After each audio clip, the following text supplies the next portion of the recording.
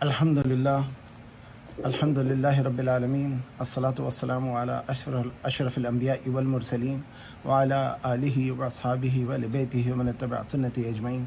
Fa'awudhu billahi minash shaitanir rajim, bismillahir rahmanir rahim, rabbi shrah li sadri wa yassir li amri, wa hlul 'uqdatan min lisani yafqahu qawli. Alhamdulillah, today we are going to continue with Surah Al-Nahl, which means honeybee, which is a Makki surah.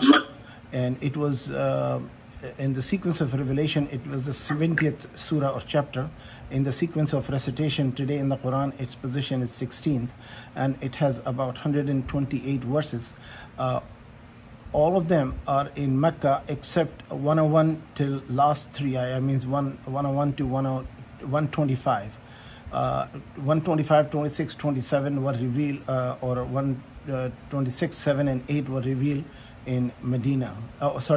Rest of the 101 till 125 were revealed in Medina. And today, inshallah, we will discuss some of that. The next verse, which is starting with the verse number 90, it is almost part of every khutbah, every lecture. Saqib, please mute your mic so we'll not have it. So Allah subhanahu wa ta'ala in this particular ayah, verse number 90, commands, indeed Allah commands you for the justice. Ibn Abbas radiallahu ta'ala anhu says that when the Prophet was in Mecca and he came out of his house in the veranda in the outside, and Usman ibn Mad'un radiallahu anhu, one of the companions, visited him. Then he stopped by and sat with the Prophet ﷺ, and Prophet smiled and asked him, would you not like to sit with me? And then while they were sitting, Prophet has his gaze up to the sky and then looked down on the ground, and after a little bit he just stayed focused on the ground. His head was kind of down to the ground, and he was nodding his head forward like this, and then he kind of moved away a little bit and then looked up at the sky again and then looked down on the ground. And Usman ibn Matun asked, Ya Rasulullah, is there something special going on? He said, did you understand the reality of something is happening? He says, yes. He said, Allah subhanahu wa ta'ala have sent Jibreel upon me, and he had commanded that indeed Allah has commanded you to do the justice and the ihsan, or the favor upon to the whatever has been given you, to be kind and generous towards your family. وَيَنْهَى عَنِ الْفَحْشَاءِ, Allah subhanahu wa ta'ala command you to do the ihsan and take care of the near and distant relative, and forbid you from doing vulgarity, obscenity and nudity and denial and rebelliousness. يَعَزِكُمُ اللَّهُ لَعَلَّكُمْ تَذَكَّرُونَ. This is Allah subhanahu wa ta'ala impose upon you, يَعَزِكُمْ, and exhort you or advise you, so that you may remember and reflect upon. So let's listen to the verse number 90. إن الله يأمر بالعدل والإحسان وإيتاء ذي القربى وينهى عن الفحشاء والمنكر والبغي يعظكم لعلكم تذكرون. Allah enjoins to do justice and to adopt good behavior and to give relatives their due rights, and forbids shameful acts, evil deeds and oppressive attitude. He exhorts you so that you may be mindful. وَأَوْفُوا بِعَهْدِ اللَّهِ إِذَا عَاهَدتُّمْ وَلَا تَنقُضُوا الْأَيْمَانَ بَعْدَ تَوْكِيدِهَا وَقَدْ جَعَلْتُمُ اللَّهَ عَلَيْكُمْ كَفِيلًا إِنَّ اللَّهَ يَعْلَمُ مَا تَفْعَلُونَ. Fulfill the covenant of Allah when you pledge, and do not break oaths after you swear them solemnly, while you have made Allah a witness over you. Surely Allah knows all that you do. So verse number 90 is one of the verses of the Quran which is recited in Jummah khutbah and Eid khutbah in every lecture, where it has been spoken that Allah commands you to be just and do the favor and goodness to your close and distant relative, and deny and abstain and reject the or stop or abstain from vulgarity, obscenity, and nudity, and the denial from Allah subhanahu wa ta'ala, or rebelliousness from the Allah and His Prophet's command. And so this is the advice for you so that you may reflect upon. And then next verse is another command Allah subhanahu wa ta'ala is making, وَأُوفُوا بِأَحْدِ اللَّهِ, and fulfill the covenants which you made with Allah subhanahu wa ta'ala. In this reference, I recall a hadith where a man came in and he says, my parents, my mom or my father had made a promise, oath with Allah subhanahu wa ta'ala that he will perform the Umrah or Hajj. Since they have passed away and they could not do it, should I do it? So Prophet says, had your parents owed a debt to somebody, would you not pay the debt? He said, yes. He said, this is a debt towards Allah subhanahu wa ta'ala and you must fulfill the debt. So in other words, this is a lot more to talk about. We can go hour and hour about discussion when we make a covenant. And it is forbidden for Muslim, pretty much not encouraged and been discouraged to take oath in the name of Allah. But when you take the oath in the name of Allah, make sure you fulfill. And somebody who break his covenant or made a wrong oath in a wrong covenant, then what they should do, there is a remedy to it. The remedy is that if you made a unjust or unfair or inappropriate oath, you should pay the kafara and break the oath. How do you pay the kafara? Apparently there is about to be feeding 60 people 2 times meal, or fasting, which is obviously is harsher. So this is one of the way to fulfill and the, what you call the thing to pay back for the fidya. In other words, fidya for the oath. Is ahadtum, when you make a covenant and promise, فلا تنقضوا, do not break al-ayman.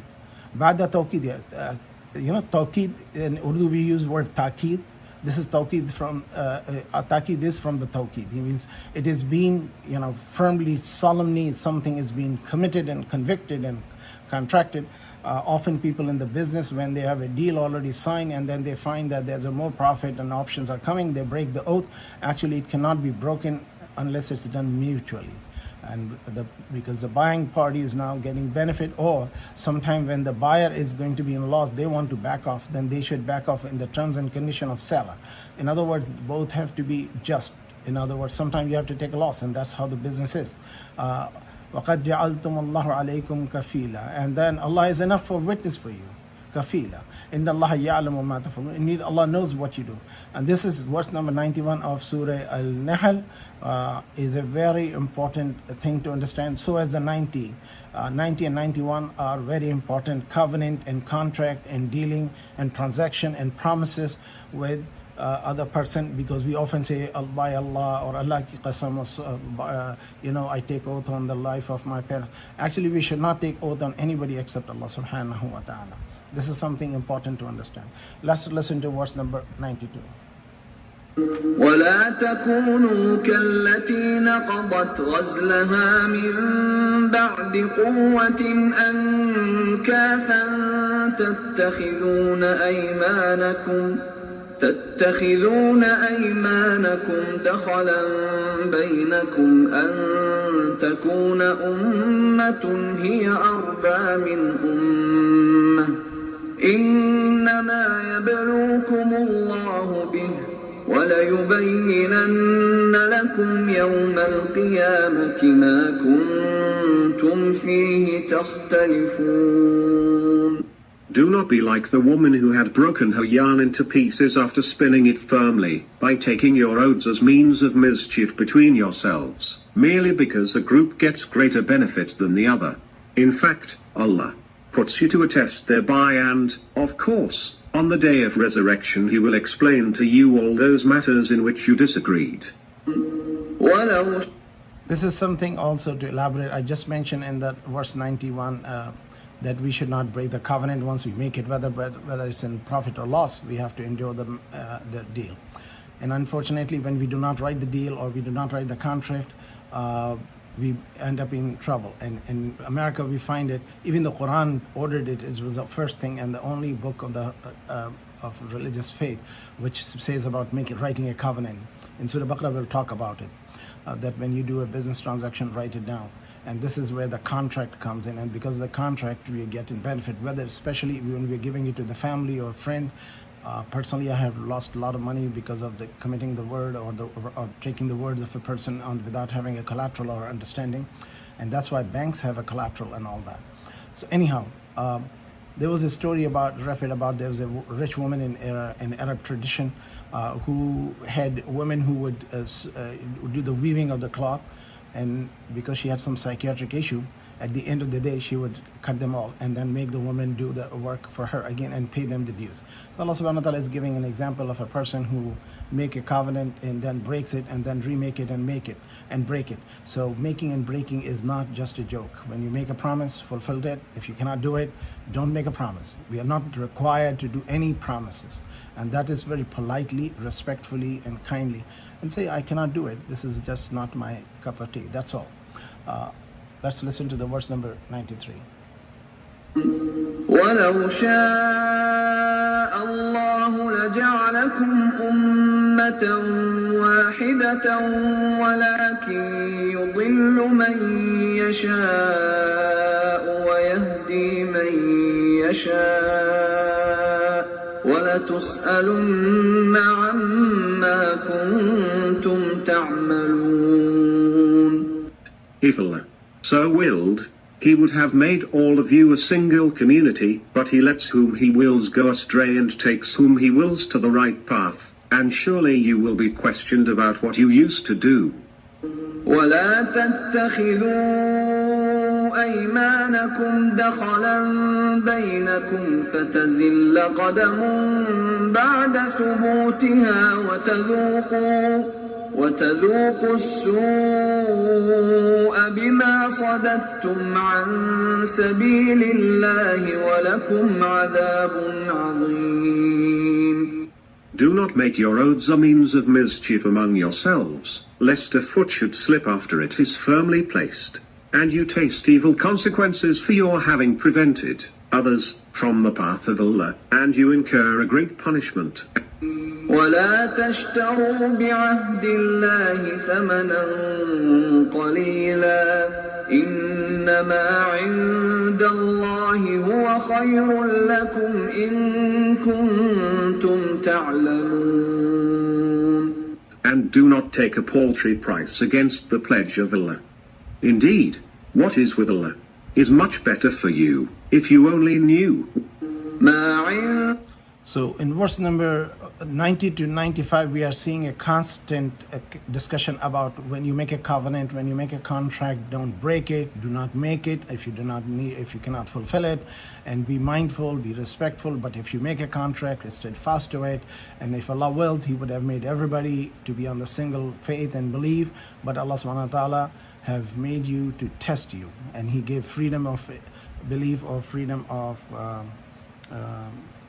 religion, so that person may decide to be free will in a way, so that person may have to decide what they want to be. And do not take وَلَا تَتَّخِذُوا أَيْمَانَكُمْ دَخْلًا بَيْنَكُمْ فَتَزِلَّ قَدَمًا بَعْدَ ثُبُوتِهَا. So do not make oath for creating mischief either. As we know, recently what we are seeing in government and politics and parliament, in the government system, people are doing it, taking oath with each other and then breaking the oath. And that breaking of oath is basically what is forbidden. As we see in the Parliament of Pakistan, what happened recently, and then they took out the government, and what happened after that? That Allah subhanahu wa ta'ala's curse fell on it. The Pakistan went into worse and worse debt, and people are suffering because the parliamentarian decided to break the government and form a new government which was not capable or stable. So this is Allah subhanahu wa ta'ala's punishment. We can see it right in the front of our eyes. Whenever in a nation, a parliament, or the politicians or the people or family together, they are very successful. Those family who are divided, those communities who are divided, those nations who are divided, they get through the very difficult time. So وَلَا تَشْتَرُوا بِعَهْدِ اللَّهِ ثَمَنًا قَلِيلًا, and do not sell your faith or pledges for the petty price. إنما عند الله هو خير. What is with Allah is خير لكم إن كنتم تعملون إن كنتم تعلمون. If you know that it is what is with Allah is much better than what you think is with you. And this is something very, very, very, very important that we should know.